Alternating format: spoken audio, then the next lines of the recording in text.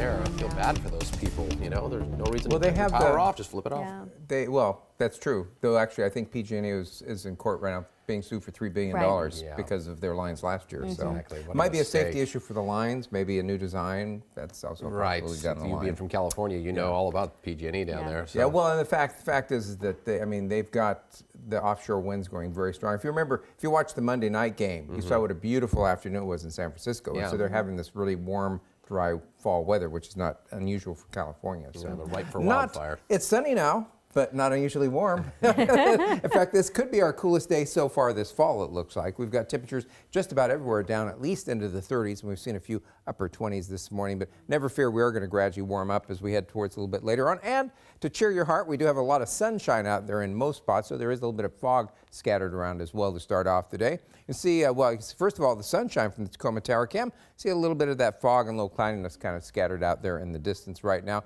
Check and look at that view back from Alki. You can see not a whole lot of wind out there yet. We'll see the winds, north winds pick up a little bit more later on this morning and this afternoon, so it's going to help keep it cool, and the temperatures are going to be cool as well. So it's probably going to be a jacket day for a good portion of the day, if not all of it.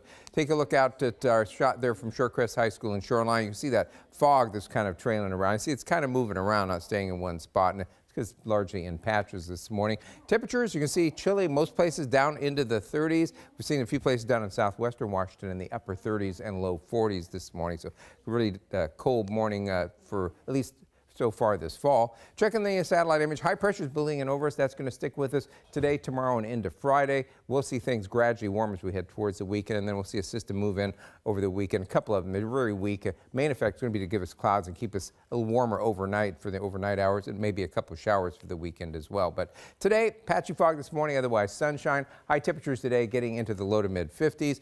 About the same Thursday and Friday, warm up a degree or two each morning, but more in the afternoons. In fact, into the low 60s by Friday. Partly sunny over the weekend, just a slight chance of a shower both days, so not a bad weekend, not quite as nice as last weekend though. And as we head towards Monday, partly sunny, upper 50s, increasing rain later Tuesday. It looks kind of wet and mild as we head towards the middle part of next